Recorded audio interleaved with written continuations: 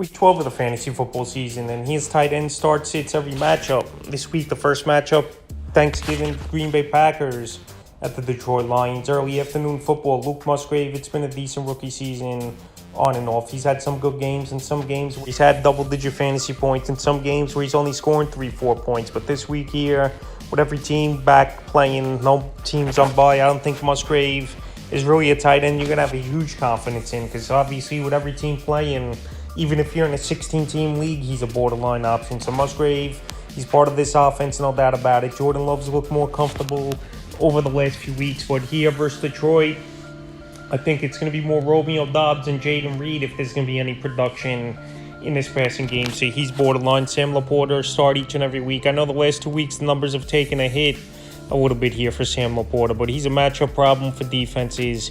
Him and Jared Goff have a great rapport, and once again, he's easily a start this week. Commanders at the Cowboys, Logan Thomas, he's a start once again. Him and Sam Howell have been on the same page all season, and we know Thomas is a talented tight end, no doubt about it. After the last few seasons, injuries have held him back. So this week, in a matchup where there could be possibly a lot of garbage time, or even a close game, you just never know in division games, and even in the short week on Thursday, I think Logan Thomas once again goes out there and puts in solid numbers. Jake Ferguson for the Cowboys to start once again, number 2 target in this team behind CeeDee Lamb. We know Dak Prescott's always liked the tight end, and this Commander defense really can't stop anyone, so it wouldn't be surprising to me if Ferguson gets 50, 60 yards and finds the end zone. San Francisco 49ers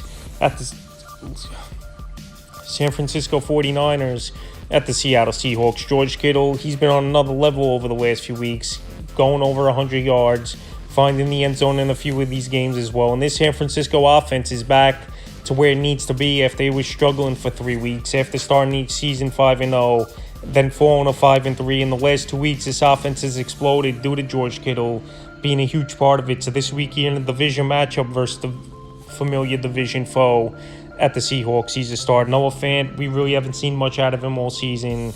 He's not getting targeted much. He's not making plays. And pretty much this offense as a whole has been underwhelming in terms of the passing game. Metcalf's had a couple good games this season. So is Lockett. For the most part, it's been inconsistency all around. And Fant pretty much barely showing up in the box score. Black Friday game, first one ever, Miami Dolphins at the New York Jets. So Durham Smythe, he's a sit for me. He really hasn't done much. And this offense is pretty much all about Tyreek Hill, obviously, and rightfully so. Jalen Waddle and Raheem Mostert, the only guys really doing much in this offense for Miami. And either Salvon Ahmed or Akane, if he gets back in this game, the number 2 back. So right now, Durham Smythe early in the season showed some signs that possibly he could have been a fantasy option. But the last 4 or 5 weeks, nothing from him. He's a sit. Tyler Conklin, he was a Zach Wilson favorite in this offense, and now Tim Boyle's getting the start for this New York Jet team. So we don't know if Boyle's really going to target Tyler Conklin, and who knows, Tim Boyle could be the same as Zach Wilson, where he really can't move the football down the field and get things going. So I can't trust pretty much anyone on this Jets offense in the receiving game besides Garrett Wilson. Tampa Bay Buccaneers at the Indianapolis Colts. So with Cade Otton, he's been a decent option all season. And a guy that Baker Mayfield weekly is pretty much looking to more. This offense is Mike Evans, Godwin, and Cade Otton is the top 3 targets. So Cade Otton, we know, is a big target. We know he had some flash games last season. And this season as well, he's played pretty decent. So this week in a matchup at Indianapolis, a middle-of-the-pack type of D, he's a borderline option. And for the Colts, they pretty much don't get much production out of their tight ends, besides maybe a 1-catch, 1-touchdown type of game. So Kylan Granson, he hasn't shown much all season. And Andrew Ogletree, I know he has 3 touchdowns, but about 5-6 catches on the year. So not much to say about these players. They're both sits. From Patriots at the New York Giants, Hunter Henry, it's been an up-and-down season. And this offense as a whole is just a mess over there for this Patriot team. So I know Henry's been a playmaker. I know he's had good rapport with Mac Jones. We don't know if 100% if it's going to be Jones or Bailey Zapp starting this game. But either way, with every team on the slate, I don't think Henry is a tight end really in the top 12 or even 15 to start this week, even though it's a decent matchup versus the Giants. So he's a sit. Daniel Bellinger, a sit for me as well. Daniel Bellinger, he's been a decent option in deeper leagues. But like I said, with every team on the slate, unless you're in the deepest 20-team leagues or something, you're still not going to start a player like a Daniel Bellinger. So Bellinger, he's been filling in pretty decent for Waller, like I mentioned, getting 7-8 fantasy points pretty much weekly. And obviously a tight end is a young quarterback's favorite target and security blanket. But this week, in a tougher matchup. And like I said, Bellinger's topping off about 7-8 fantasy points. He's a sit. Pittsburgh Steelers at the Cincinnati Bengals. Pat Freiermuth, he came back last week and he really didn't do much in anyone in this Pittsburgh offense besides Jalen Warren over the last 3-4 weeks. Really hasn't put up numbers. So Kenny Pickett, one of the worst starting quarterbacks in the league. No one making plays, no one putting up fantasy numbers in the passing game. And I just can't trust Freiermuth in a game where I think they rely on the run. And Pickett, they want to game manage it. Tanner Hudson a sit for me as well. Even though the last few weeks Hudson's gone out there and he's put up some decent fantasy numbers. But now with no Joe Burrow in the lineup, this whole offense takes a hit as well for Cincinnati. Even Jamar Chase, I don't think his numbers are going to be where they were as well. So Tanner Hudson, not an option this week. Carolina Panthers at the Tennessee Titans. Hayden Hurst, he had 2 good games the first 2 weeks of the season and pretty much disappeared. Hasn't done much ever since. Tommy Tremble, he's been pretty much a touchdown or doing nothing at all type of player for this Carolina Panther team. So Tremble, he's in those goal line packages, and Bryce Young likes him down there, obviously, where he's found the end zone, and that's about it all season. But you can't trust any of these tight ends, and that's it. Chigaquangwo, last season it looked like he was going to be a tight end on the verge being a top 12, 15 guy weekly, but this season he pretty much hasn't done anything, and this Titan offense is in shambles. Obviously, one of the worst offensive lines in the league. Then you got a young quarterback back there who has a solid arm, no doubt about it, in Will Levis, but he's taking too many hits, and they're just not moving the football effectively in the offense. So Chigaquangwo, maybe next season they could turn things around and get things going, but this week he's a sit. Jacksonville Jaguars at the Houston Texans. Evan Ingram, the last few weeks it's definitely been shaky for him, and the numbers have definitely dropped, but Trevor Lawrence finally looked solid in last week's victory, even though I know it was the Tennessee Titans. But this week here, I think Evan Ingram gets back on track a little bit.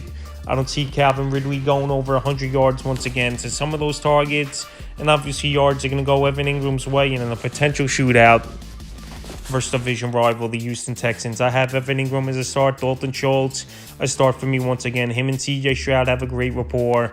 And Dalton Schultz, he's become a touchdown machine once again this season. I thought he was going to be a product of the Cowboy system, but after week 3, he's really taken off, Dalton Schultz, and he's put up top 10 numbers this season at the position. So once again, he's a start. New Orleans Saints at the Atlanta Falcons. Taysom Hill, obviously, he's a gadget guy, and he can make a lot of things happen in this offense, but it's tough weekly to really lock in and have 100% confidence that Taysom Hill is going to get at least 10, 15 plays to him in a bowl game. So this week, he's a borderline option.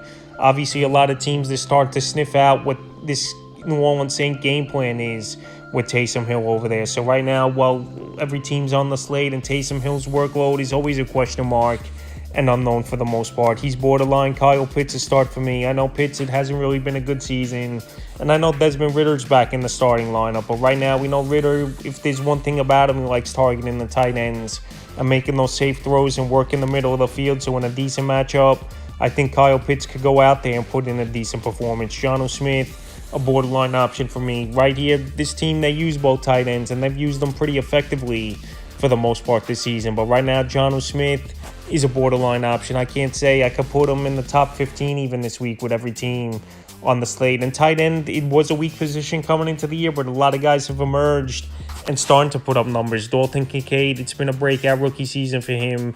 Dalton Schultz, like I mentioned early in the video, he was struggling, and he's really getting things going. Jake Ferguson, even David Njoku's turned things around. So right now, I don't have Jonnu Smith over any of those players I mentioned.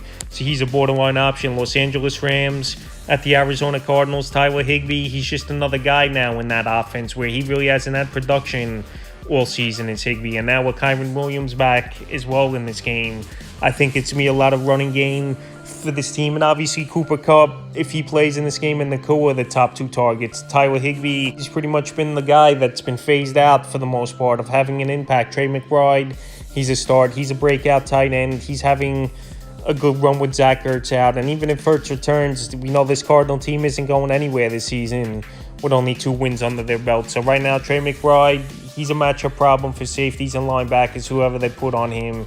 He's got great speed, and this week here in a good matchup where he could exploit the Rams, he's a start. David Njoku and the Browns go to Denver, and David Njoku, he's really getting things going over the last few weeks. I know he had that bad fire pit accident early in the season, but now it looks like he's healed and ready to go, and he's making plays. Thompson Robinson, I know he really hasn't shown much so far in the first few starts. We saw him early in the season with a start, and then last week he didn't do much. So right now, Njoku's been a security blanket. We know he's a freak athlete, and we know he's got great breakaway speed and is a matchup problem for most defenses. So David Njoku in a game where it's going to be a grinded out type of game, mid-teens, low 20s, I believe.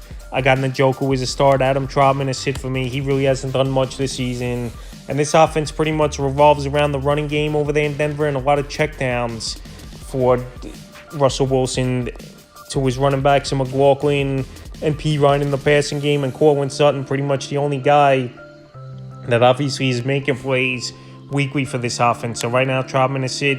Buffalo Bills at the Philadelphia Eagles. Dalton Kincaid, he's becoming a top 5 tight end quickly in this league, it seems like. He's a main option in this offense. Pretty much Gabe Davis has been phased out with a lot of targets and a lot of plays going to Kincaid because he's making plays, getting open in the middle of the field, and he was a 26th pick overall for a reason for this Buffalo Bill team. So this week here in a matchup with Travis Kelce, decent performance, and left some points out there as well, dropping passes. I think Kincaid could find holes in the middle of this defense for Buffalo, and he's a start. Jack Stoll filling in for Dallas Goedert. He pretty much wasn't an option at all in that game at the Kansas City Chiefs in the Week 11 victory. And right now, with every team playing, I know he's in a great offense. There's no reason for fantasy owners to have Jack Stoll in their starting lineup. And yes, he could surprise and have a decent game, but even if he does, he's not going to be on the radar much longer with Goddard coming back in a week or two. He's a sit. Kansas City Chiefs, Vegas Raiders, Travis Kelce, he's a start each and every week. Uncharacteristic, no doubt about it, in last week's game, fumbling a football and dropping a few passes as well. But this week here, I think this Chiefs team gets focused after losing a tough one, and where the offense didn't score any points in the second half. So Travis Kelce, I think he comes out with a huge ball game, and obviously he's a start. Sit Michael Mayer. Mayer's shown some flashes, including 2 weeks ago, where he had a Morse-like touchdown in the back of the end zone versus the New York Jets, going up there and making some type of play. But right now he's been inconsistent. This whole offense as a whole over there in Vegas has been inconsistent. This week with a tough matchup with the Chiefs coming to town, he's an easy sit. Sunday Night Football, Baltimore Ravens at the Los Angeles Chargers. Isaiah Likely, he's going to be the starter the remainder of the season. We know this kid, he's got major upside. We saw last season when Andrew missed some games as well.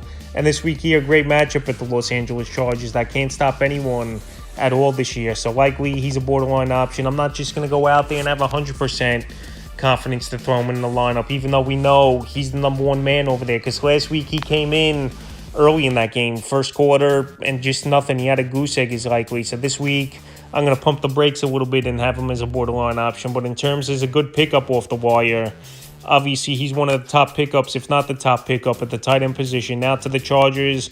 Everett missed last week's game once again. Tano Parham and Street were the two tight ends in that game. But right now the tight end position's been inconsistent this year over there for the Chargers. It's pretty much been a touchdown dependent position. Keenan Allen's still the number one guy in that offense, catching the football, peppered with targets. They got Quentin Johnson, even though he had a bad drop, and it's been a bad rookie season for him as well. And Austin Eckler out of the backfield. So right now, tight end really hasn't been productive over there for the Chargers. And both these guys are sits. And now final game of the week, Monday Night Football, Chicago Bears at the Minnesota Vikings. Cole Kmet, he's been one of the better tight ends and consistent guys, believe it or not, this season. And now with Justin Fields in the lineup, it elevates the offense with everyone. DJ Moore's numbers, they're going to go up and already have, obviously. Darnell Mooney, he's going to get some plays. And Cole Kmet, he's going to work the middle of the field. So this week here, in a potential shootout between division rivals on Monday night, I have Cole Kmet a start. And obviously TJ Hawkinson a start as well. TJ Hawkinson, one of the better tight ends in the league. And he's pushing a little bit, I believe, for that number one spot. Him and Joshua Dobbs have been on the same page already, with Dobbs only been there 3 weeks now for this Minnesota Viking team. And it's a great matchup versus the Bears. That really can't stop anyone. So Hawkinson, he possibly could be the number one tight end. And he's a start. Obviously, this week's that's tight ends start sits every matchup for Week 12 of the fantasy football season.